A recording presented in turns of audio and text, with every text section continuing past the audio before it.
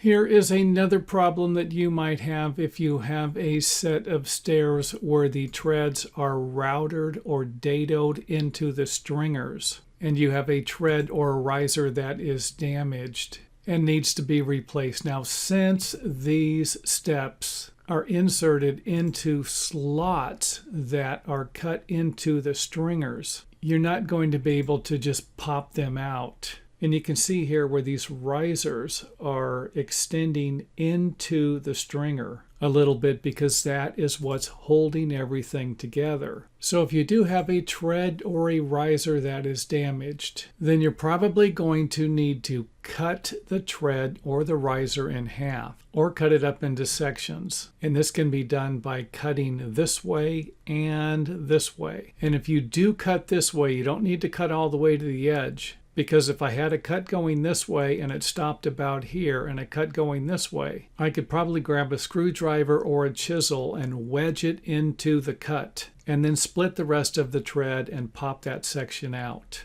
Now, another thing you could be dealing with will be nails or screws that are attached from the back of the riser or that might have been installed going through the tread into the top of the riser. And if this is the case, then you're going to have to be a little more careful removing the step. Otherwise, you could end up damaging the risers and then replacing them also. So again, be careful taking the treads out. And like I said, you might need to cut them into a variety of different pieces before you can remove them.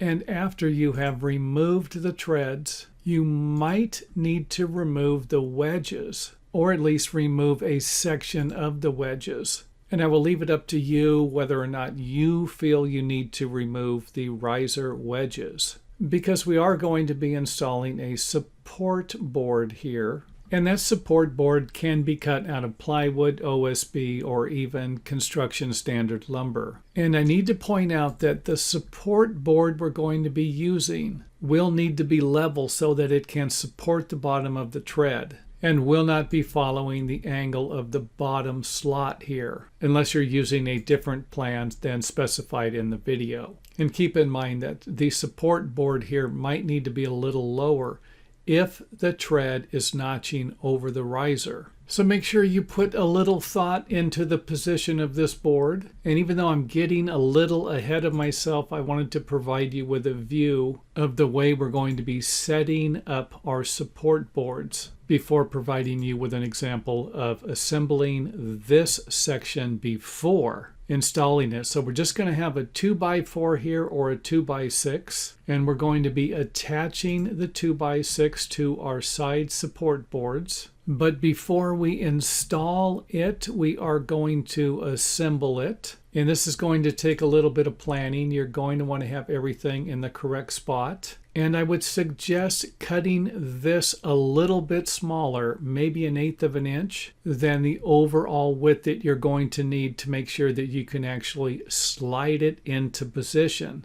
And you can always use adhesive for any connecting point where you think it's going to provide you with a benefit. And of course, feel free to use any fasteners that you think will work, nails, screws, dowels, whatever you think is going to work best. And then once you have this built, you can slide it into place and fasten it to the stringer or to the wall framing also. And you could always make the support boards a little bit larger and then use a 2x6 here instead of a 2x4. Especially if the stairs are going to be a little wider, maybe wider than 3 feet. And you could always install an additional support board in the center. So you could use a 2x4 and then a 2x4 support board. And you could always shape this block, maybe remove 3/4 of an inch out of the 2x4 so that it will slide underneath this support board. And you can always install an additional board behind the front of the riser. And you can attach that through the back so that you don't ruin the finish on the front.